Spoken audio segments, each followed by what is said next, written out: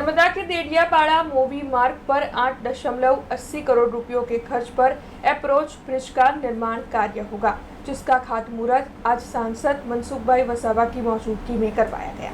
नर्मदा के देडियापाड़ा मोवी मार्ग पर राजपीपला को जोड़ती हुई जो मुख्य सड़क है, यहाँ पर याल गांव के पास नदी पर का ब्रिज काफ़ी बारिश की वजह से क्षतिग्रस्त हो गया था, जिसे नया बनाने के लिए राज्य सरकार में दरखास्त भेजी गई थी। तब आपको बता दें कि अब 8.80 करोड़ रुपयों के खर्च पर अप्रोच लो लेवल ब्रिज का निर्माण करवाया जाने वाला है।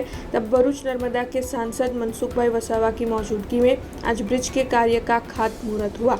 वैसे ब्रिज के निर्माण कार्य के दौरान वाहन व्यवहार को कोई भी असर न हो, इसलिए डायवर्जन भी दिया जाने वाला है।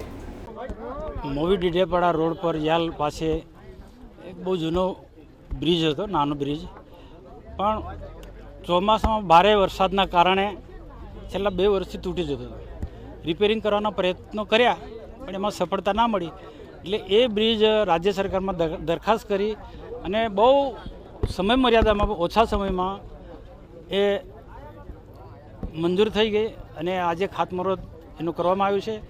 8 કરોડ જેટલા માતબર રકમથી આ બ્રિજ બનવાનો છે અને બહુ લાંબા સમય સુધી ટકશે।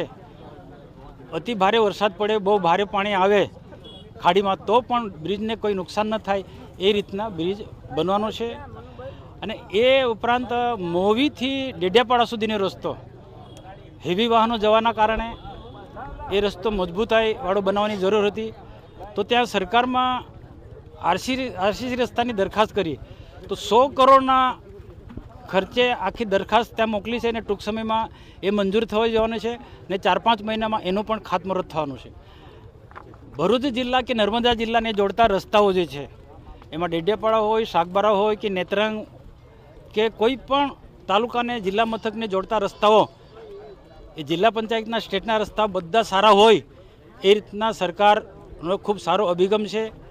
અને 2-3 દિવસ પહેલાં જ દેમોંગરાનો જે રસ્તો જે છે એ પણ ખૂબ સારો બને એના માટે એ 8 કરોડ રૂપિયાના ખર્ચે રસ્તો પણ નવો બનવાનો છે, એનું પણ અમે ખાતમુહૂર્ત કર્યું।